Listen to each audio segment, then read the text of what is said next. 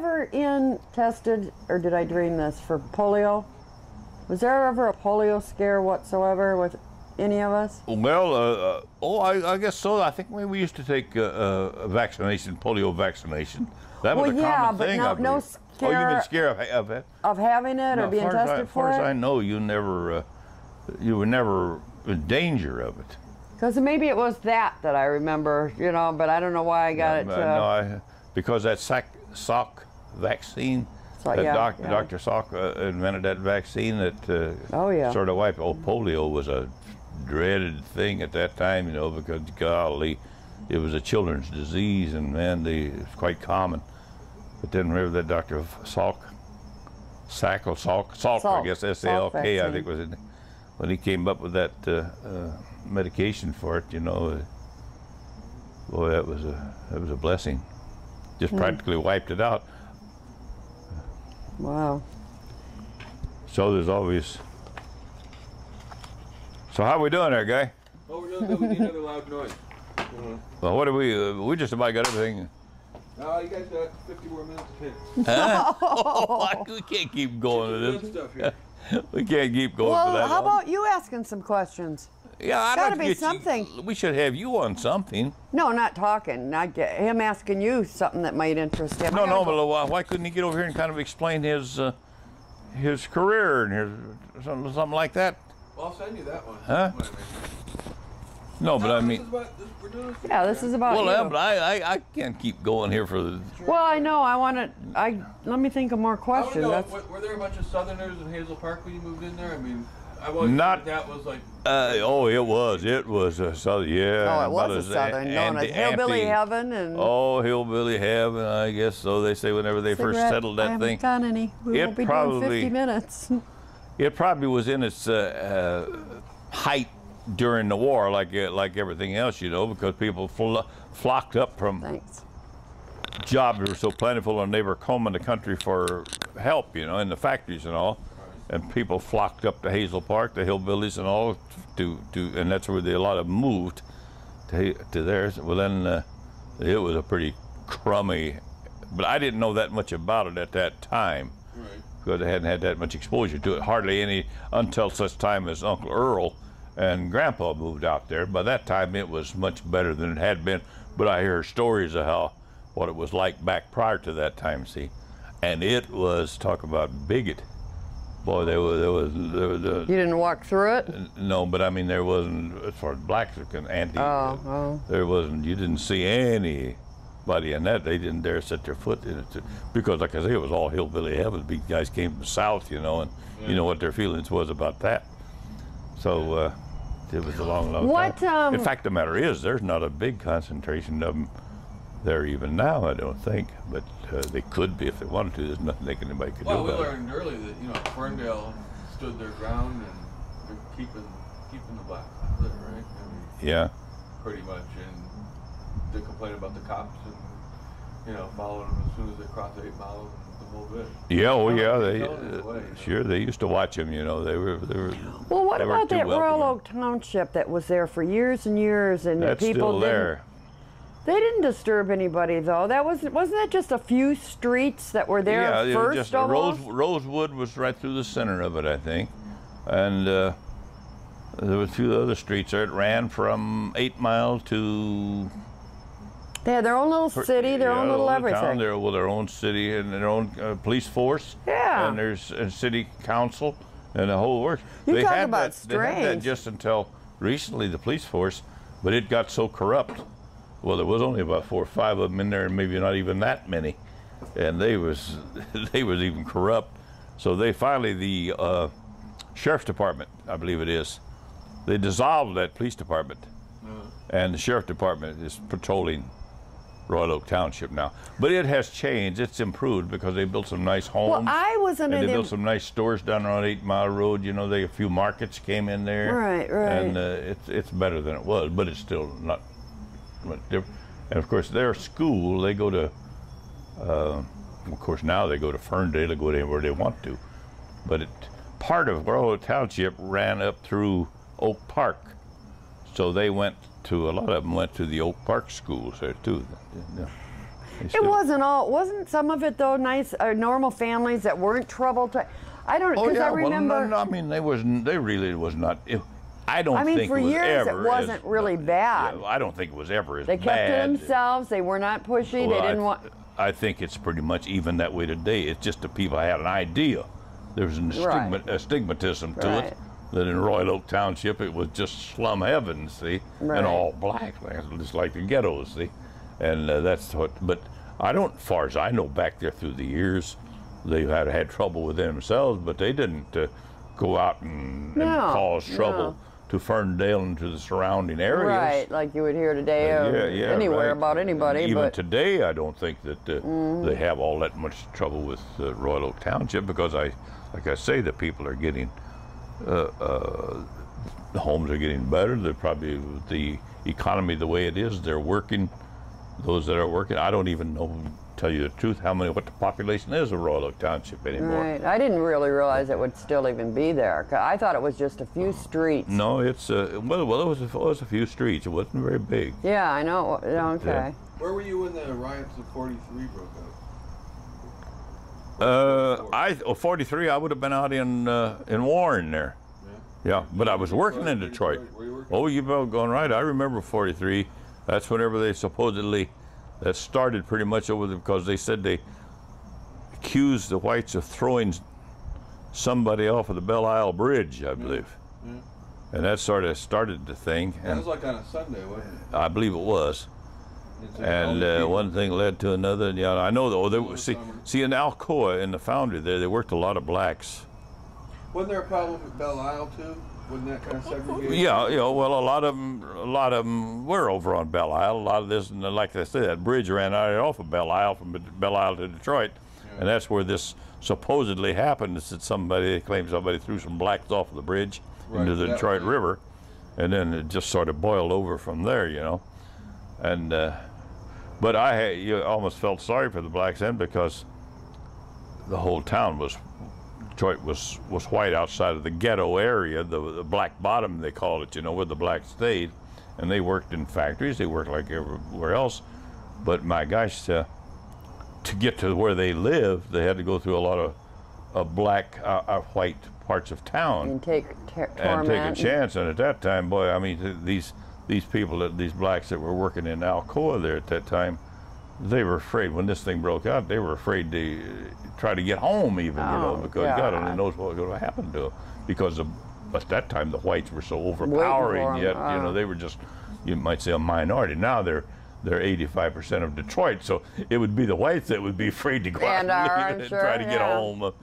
But anyway, yeah, I remember that very well. Were you? And then you had the big one, of course. In 67, you but probably. The one in '43, and I read that I read the Detroit News online pretty much. I do. Yeah. I do too. I can remember, you used to love newspapers. I can remember that. I remember whenever he was just a kid, he'd be flying home, take him to the airport, and first thing before he'd get on that plane, he'd buy a big Detroit News and a Detroit Free Press. Can you imagine the average 11 or 12-year-old kid? Yeah.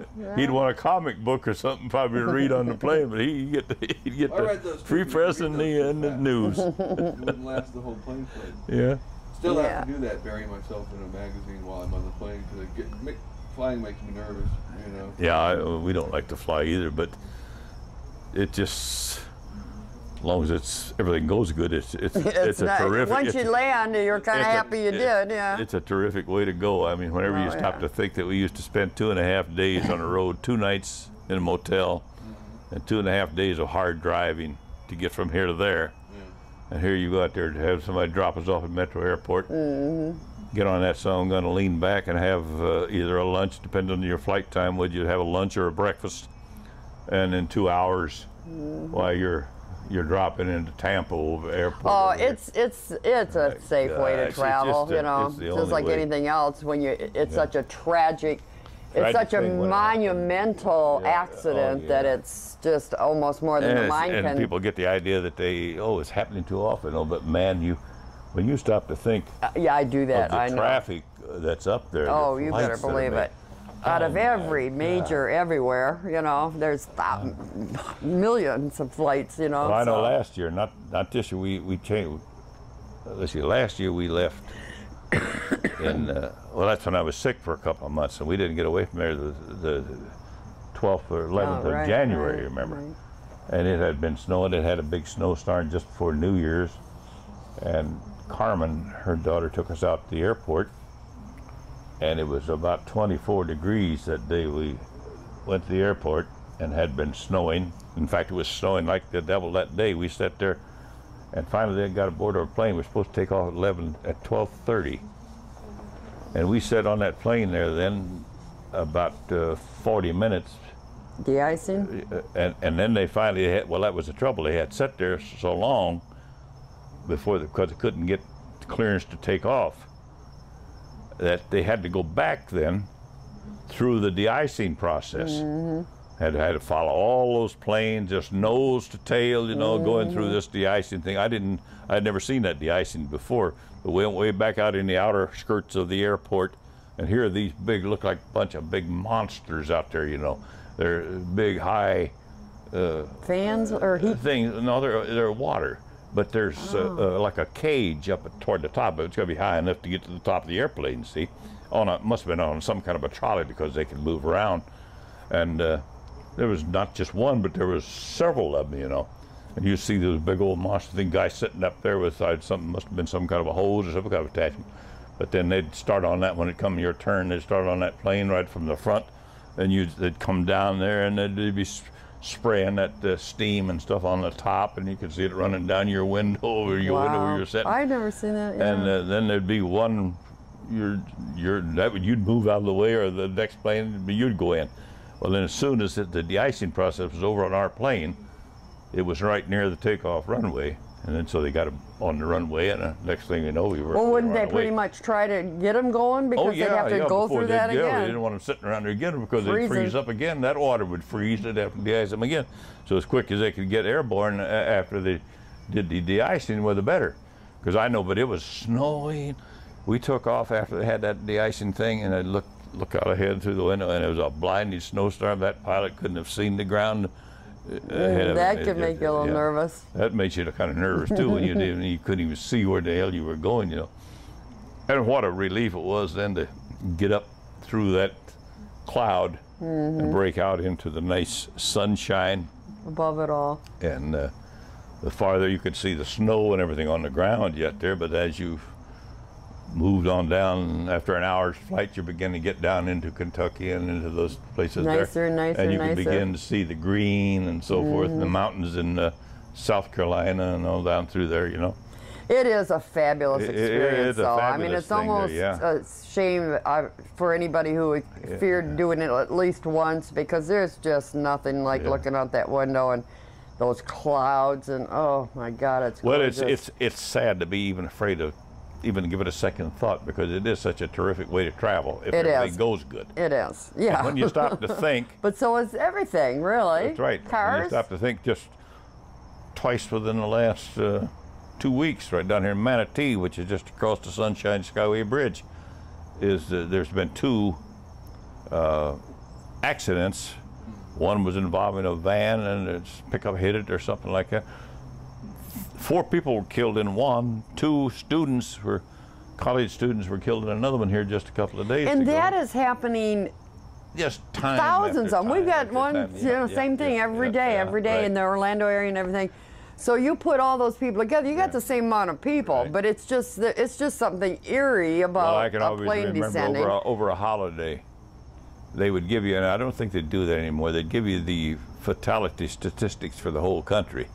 Of course, each state, I guess in your papers here, you'd read how many Florida lost, or up in Michigan, how many. But I don't see any figures where it says the whole. I can remember when the figures of the fatalities over a holiday weekend, the traffic, you know, the auto AAA, AAA would compile them probably. 450. And you'd say, well, gee, that's too bad, see, but it was 1 here and 2 there. Yeah, absolutely. See, all it's not the mental impact. See?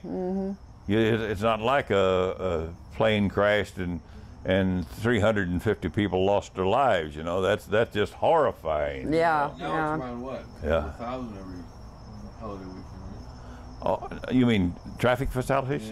Yeah. I don't think that's that much worse. No, like I say, I haven't seen the total for the country in a long time. I don't even know if they publish a national or not. But I don't think it's. I know, like Michigan, maybe they'll have 12, 14.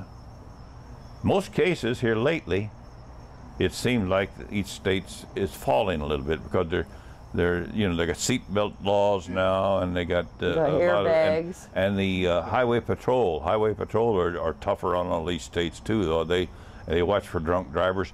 There's the sad part that about 75% of the auto accidents are due to drinking. See, could cut them down in half if they which could get probably has been going on for years and years and years before, never knowing the cause of it, never really investigating the physical cause of an accident. Just hell, how much? I mean, I know I've been guilty of that, and again, I don't know how many people have that ever drank a beer that could say that they didn't get in and drive home when they had no damn business behind the wheel. Oh, God. You just took your chances, and because you don't even remember half the trip or whatever. Right. You know, you just look back like, oh, God, now no denying it.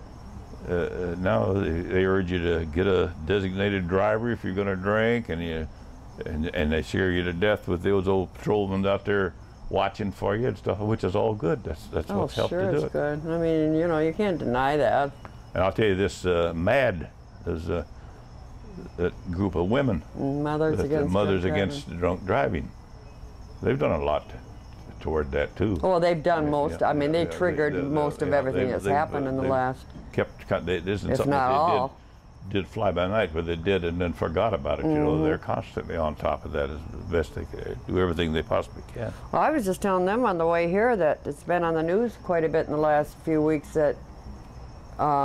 Not a lot, but I mean, I've seen it several times where they're going to start cracking down and pulling people over for no seatbelts too. That's right. You know how they used to stop you, and if you didn't have it, but they stopped you for another reason, it was secondary. They couldn't stop you if they believed that maybe you weren't wearing your seatbelt. They couldn't stop you for that. Well, did you hear that, or convince him of that? They'd have to stop you for some other reason, and then they could stick it to you if you didn't have your seatbelt on. But now, I know in Michigan. They've changed that. Now they can stop if you have reason. You can a cop can almost see if you're driving alongside somebody. I can. I always look now. If he saw you didn't have, well, he could pull you over for it. Where before they could. It's going to be a stiff fine too. So yeah, it's going to be which is good, I guess. It's the only way. What did you do for entertainment when you were growing up? What did you do for entertainment when you were growing up? Well, they had dances. They had community dances and different parties, and then. Go to the movies much? And we used to go to the movies. We have to go into town to go to the movies. The nearest town at that time we were living on a farm was about 6 miles away, which wasn't too bad. By horseback or by carriage? Yeah, well, by the time we were able to go out, we had a car, and we could drive. What kind of car was it? Well, the first one we got was a Model T Ford. Yeah, and then I think Grandpa got a couple different Model A's. Then I think he got a 1940 or 42 Plymouth. That's the one I think that they drove up to Michigan, and that's probably the last one he ever drove. Because then after they got to what Michigan, kind of money are you talking in cars back then? Can you remember like what they paid for them? Well, I know one car that Uncle Ed bought, a brand new Ford. Can't wait for this. I think it was a 1936 Ford. That's the first new car. Had older used cars, but I think that the year he bought a brand new one, and I think it was about about $700, something like that. God, isn't that $700? They break down a lot? Not a whole lot. They had pretty good engines. They had V8 engines, V8 flathead engines in them. Oh, the Model T or the Model A? Well, you had a little more in that, but you had to do a lot of things. You didn't get 100,000 miles warranties on them and stuff like that. In fact, you didn't have probably 6 months warranty on them because you had to do things like grind your valves, and you had to adjust carburetors and put in new points, and that was before all your electronic you had carburetors on them. Was it easy for you to work on? Oh, they were very easy to work on. Because it's all right there. You didn't have all this air conditioning and all that kind of stuff around them. You had to work down through your little old engine was sitting right there. You raised up the hood, and you could work on it. Of course, if you had to get down underneath it and change the exhaust pipe and work on take the pan off underneath to get to the pistons and that type of stuff. Well, it was quite a bit of work. You did all your own car maintenance for years, didn't you? Oh yeah, I used to do the. Because I mean, you were in the garage I never did millions of nights. Oh yeah, I never did overhaul the engines or anything like that. I was never just the greatest on that. Uncle Boot was a pretty good mechanic. I have overhauled, put new pistons and new rings in cars, and then maybe get Uncle Boot to help me. Because you had to take those pistons out, and you had to get new rings and fit them on there, and grind the valves, and you had to know how to do that and adjust and readjust them and so forth when you get it back on there. And then you had to connect your pistons to the crankshaft down below. If you put new crankshaft bearings on there, you had to just have those fitted up just right. It was quite. How many miles could you put on them before you needed to do all of that? Well, at that time, probably you could put maybe 30,000, 40,000 miles on them. Really? Yeah, and then it was time to start. You'd do different things that maybe you had to grind the valves even before that, but then usually it wouldn't start pumping. You might, if you took care of it, use good oil and stuff, you might have 35,000, 40,000 on it before it would start pumping oil, which meant then that the rings were worn and you'd have to put new piston rings in it. See? But you drove less back then than you do today. Oh yeah, sure you did. You did, yeah. It was a lot bigger deal. Oh hell yes, you didn't have the. First of all, you didn't have the roads. The little 2 lanes. A lot of times on the farm, the gravel roads, and you drove only when it was necessary. Maybe you drove to church, you drove to town, and then as your kids grew up, they'd drive maybe at night, maybe go into town once or twice a week at the most. Fairly close to town, probably. About 6 miles to Poplar Bluff, something like that. And you did a lot of swimming. Oh yeah, we had a nice big swimming hole in the back there, and then and they had things in the country then too. They had, like the country churches. They would have programs, and they would have bazaars and they have different things there that the younger people could. And of course, there was always dating. Really, most of those things were just there so you could meet somebody. It wasn't that you were that religious or anything like that. Because, of course, we were being Catholic. We had to go out into town to go to the Catholic church, where there was a lot of these little country churches that we used to go to, just socialize. Just to socialize. That's right. Right. I mean, it wasn't that you took part in services or anything like that. You listened to them, and then. Go back a minute on. We had digressed with the nationality thing. What was it that Grandpa? I mean, I know Grandpa was very, very good. I remember hearing that for years about, making sure you guys went to church and whatever, but whatever stopped him from? I guess when he got married. I don't know how good, like I said, he was from a Lutheran family. Right. And maybe he was a Lutheran when he was a boy and had to go or something like that. But now when he broke away, whether it was somewhere in between the time he left home and the time he got married, because when he got married, to Grandma, being a very staunch Catholic, why, he never did, so far as I know. He'd gone with her a few times. He'd go with her maybe to Mass at Christmas time or something like that, but he didn't participate in it. And it might be then that's whenever or I think that probably he had already given up his Lutheran part of it, maybe earlier than that. I don't know about that. I never did talk to him very much about it. But Uncle George now and his family, they stayed in the Lutheran church because Uncle George married a German woman, and she was a Lutheran, so that he was a Lutheran as a but that was Grandpa's brother, on the farm. Right. So that family stayed on in the Lutheran church. They used to go into Poplar Bluff to a Lutheran church and was quite active in there. But Grandpa, I'll have to give him credit. He never tried to, in fact, on the contrary, he that's did what I'm saying. Everything he could. When we had to used to go to church on Sunday in the horse and buggy, Grandpa would get up on those. Is that her? No. Oh, go ahead. I thought maybe he'd get up and hitch up the horse and buggy and bring it up around to the house and all. And yeah. No, I forgot to cut him. You got the lemonade made. I didn't get him tonight, bud. I can give you a glass of water. You can squeeze your own lemon in it. Yeah, we got a lemon tree right in the back. I know. Yeah. Thank you. But anyway, that is he couldn't have been any better as far as he just wasn't interested. Like, yeah. I'll do this for you, but he just did leave everything me he alone. could to get to see the kids all got there, and he never stood in Grandma's way one iota to keep from trying to talk her out of raising them as Catholics, right, you know. Right.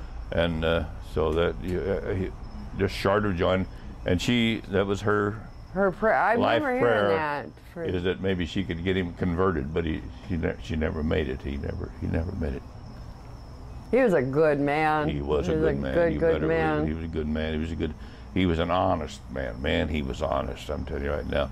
Well, in those days, all of them were. You didn't have contracts to speak of then. Just a handshake is about all they needed. Those guys. He could go to the bank in town there, and as often the farmers did, you know.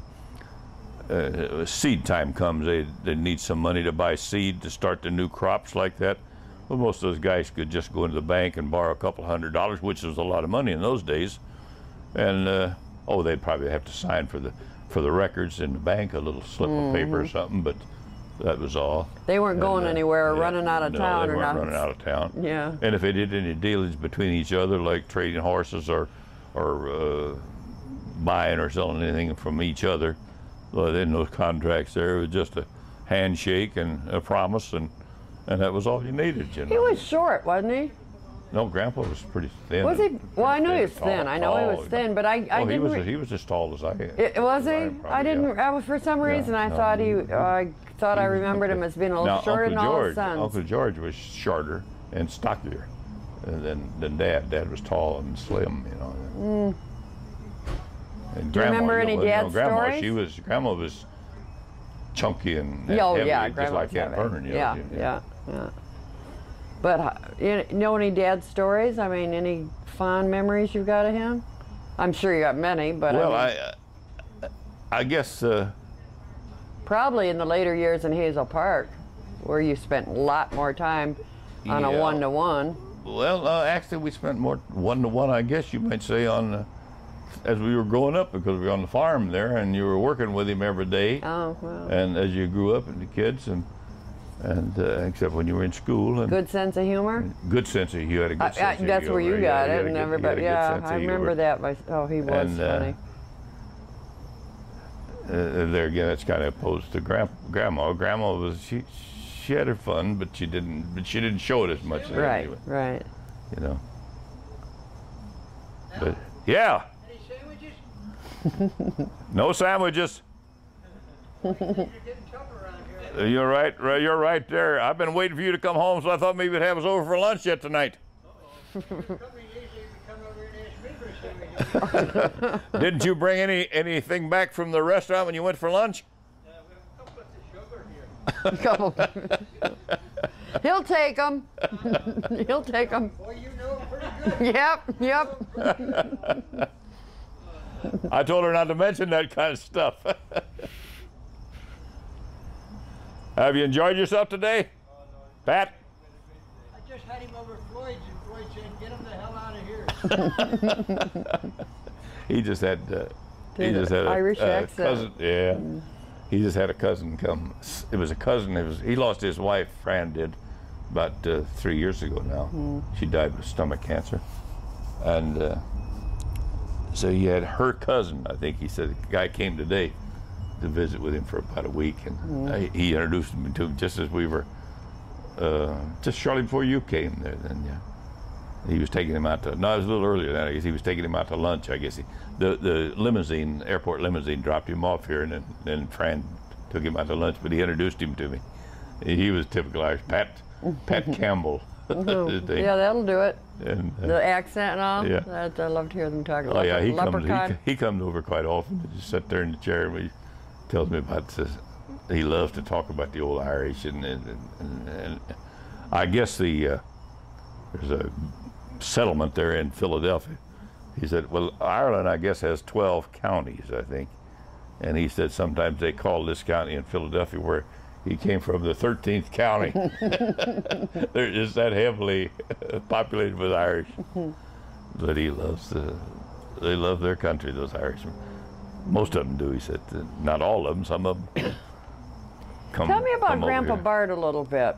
There's one that I can't really say I remember. I'm sure it's pictures I saw.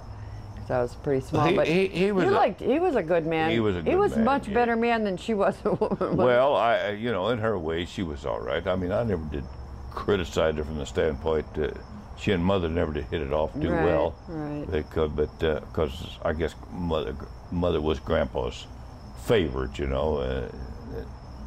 But he was a good man, and he was a hard-working fellow, and they were religious. They were Baptists, but they were good Christians. But he was more broad-minded. Now, she was the type of Baptist that could be, I mean, she could go to church and spend half the time running the Catholics down and and all the other religions that they hated, see. But that, to me, that's a pretty poor kind of religion. You don't have to embrace the others, but you don't have to, you know, you have no right to, they're entitled to their religion, same as everybody else. But that's, the Baptist was typical of them in those days, you know. And the Catholics were nothing short of nothing, I guess you could say. But Grandpa was more broad-minded than that. He was the type of guy I never heard him ever say anything about any of them or anything. Or did he have a good sense of humor? Like when you sat and talked to him? Yeah, he had a little twinkle in his eye, you know, a little short. You've seen pictures of him, a little short, stubby German. White hair. And white hair. And he had a twinkle in his eye. We used to go, when we first got married, we used to go golfing together quite a bit. He liked to golf. He had a little set of clubs, and I'd go up there, and on Saturday morning there was a little course, public course out near the college. And he and I'd go out there on Saturday morning, and until he had his heart, I think, started getting water around his heart or something, and he couldn't walk. It was too hard on him to walk. He'd lose his breath there, and so we had to kind of give that up. But he loved to do that. And he liked to fish. They used to go fishing a lot, and he liked that. And he loved to play cards. Oh yeah, he and his brothers, you know, that's we'd be up there to Lansing, and the brothers they'd have him over for dinner. His Uncle Al would be her brothers too. I remember Uncle Al. Uncle Rob. Chelsea lived in Chelsea. Yeah, well, that was Uncle. Oh, that was the other one. Yeah, he used to come over and give all you guys money. $1 a piece. Yeah, he was a rich uncle. Yeah. That was Uncle. Which one? It was Uncle. That was Uncle John. Oh, Uncle John, right. It was Uncle John. Now that was brothers of Grandma. Oh, okay. Uncle Chris was the only brother that Grandpa had, and he was a little round, tubby guy. He lived in Detroit there for a while, not too far from Uncle Chris and Aunt Lena. Oh, I remember her. That name. I remember her. That was the Grandpa's brother and his wife, and they had a little adopted daughter too. I think I forget what her name was. Well, then Grandma Bart had brother John and Sister Ann, wasn't it? And well, that was a sister-in-law. It was Uncle Al. Uncle Al's wife was Ann. That was Grandma's sister-in-law. And then she had Aunt Hilda. That was her sister. Her. That was her sister. Clearly. Yeah, oh yeah. And they were all so nice and funny. What happened to Grandma? I mean, she was so kind of miserable compared to Well, I'll tell you one thing. Uncle John was a treat, wasn't he? Oh, he was a sweet guy. Well, most of the guys like that, they were able to cope. I mean, they came to the country and they worked, and they were able to speak the language and everything. And you know, they can read and write, but Grandma could never even read and write. She came over there. She never had a chance to go to school. She was from a big family over in Germany, and as I understand, she didn't do anything but just stayed home and worked. She was never never had any liberties at all. See, and that's all she knew, and that's all she believed in. And so whenever how she and Grandpa Bart got together, I don't know, but anyway. She was, they built that nice big home there, a new home in Lansing. Oh, there, yeah. a big beautiful Beautiful place there, yeah. home. And then she did get a job At the college. at the college. She was what they call the mother, the house mother, I believe, for a while there. Then they had to have a woman in those days. Where the fraternity houses and sorority houses, even a boy couldn't come into into the girls' sorority house, and he never got beyond the lobby. That's all. And nowadays they probably could go on up into the room and everything else and live together. Period. But that was part of the house mother's job, to see that he to guard them. Oh, she probably was a good one. I bet she was well loved. They probably never tried to get up there over once. But anyway, she worked there, and of course. Well, that's what I found interesting as far as her never. Was she quite older then? Because I mean, like here she is, right, with the college and all these modern things. I mean, through all the years she lived here, she never attempted to learn to read and write? No, it's strange too, and working in the college surroundings that's what I meant. and That's stuff exactly like that. My point, yeah. Now, whether Grandpa ever tried to teach her, I don't know. Maybe she just didn't want to bother to learn. Maybe she just didn't want to bother to learn. But it's a shame, because I don't think she and Mother was ever really that close, because she was so strict and everything too, I guess. Oh, she was mean and verbally mean. Yeah. I can remember a lot And when of that. I guess when she worked there, Mother then had to come right to school, and she had to dig in, which she learned a lot from it, because she became a hell of a good cook, which is in her favor and everything there. else. Which a lot of them didn't have to buckle down, but I guess she felt like she was pretty hemmed in then, because she had to get home and wasn't able to go out with the kids and the gang like a lot of them are probably able to do. And so a lot of resentment there. And Grandpa snuck her little privileges when he could. I remember Mom telling me that. I think he did. He probably, because he was a lot more lenient with her than kind of took her side on a lot of things that way. And then of course she had. You know about. I don't know if you know about this half sister. Oh yeah, sure I do. You know about that, don't you? Yeah, we all learned it at the same time. Yeah, I guess you did. You were over there and talked to her. No, I never did. Or see her. Elaine's, I mean. Elaine went over. And no, you were at Elaine's when she did the calling. Yeah, right. When she called, when she first got run them down, got located, and Elaine happened to be talking to her when I walked in, and I talked to her a little bit, and. I can't remember. Oh, you didn't know, right? Huh? You knew. I just seem to vaguely remember that she mentioned something about it a long time, right? And back then you didn't married. Yeah, and discuss nothing. I mean, it was out of sight, out of mind. So I never gave it. I never dwelled on it or dug into it or anything. And then time went on, and it was just one of those things that vanished until this popped up. But I never felt any resentment over the thing. What the hell? Long before you. Well, yeah. And none of that, but I'm broad-minded enough that that happens at all any time, so I probably wouldn't make that much difference anyhow. I mean, we wouldn't held it against them.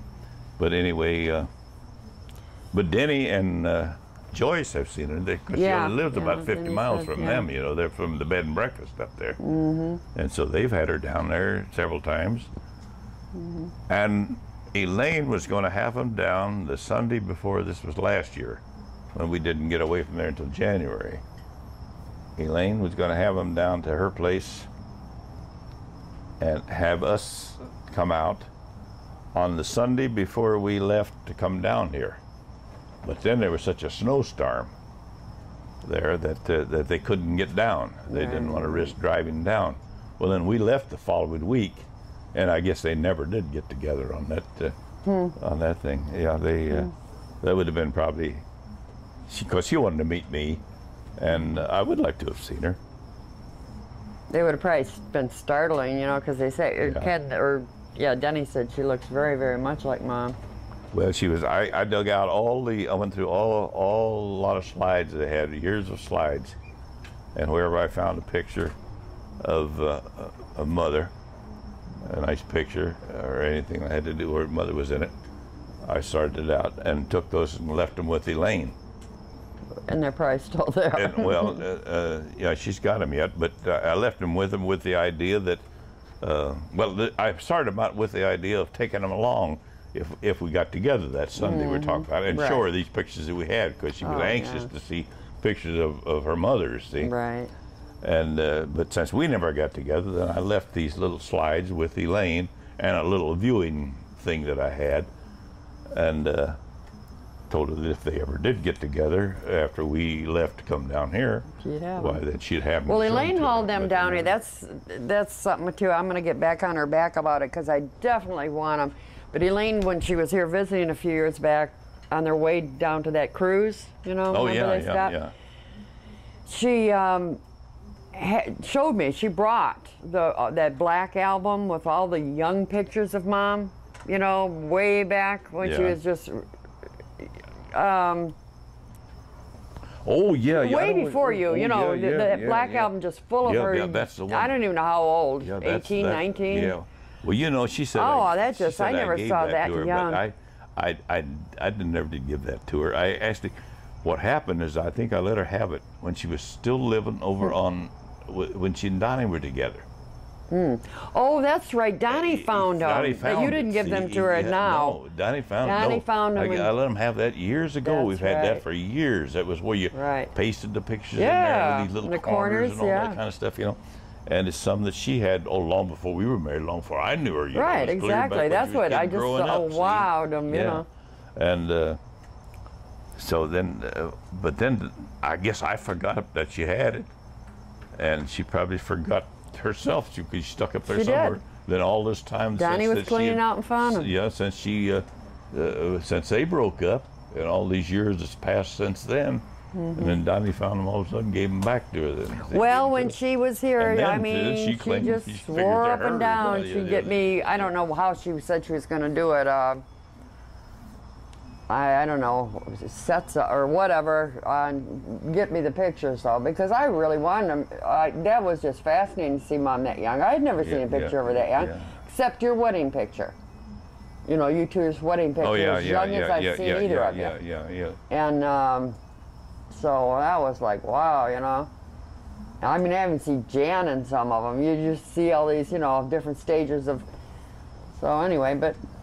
They're such procrastinators. Denny in his video. But she hung on to that book. She wouldn't even. Denny got kind of a row over it. Denny wanted it, you know, but she wouldn't trust him to take it and then get it back to her. Well, when Janice here would come up north to visit, and she'd get with Christina, and then they'd go out and stay all night, maybe at Christina's.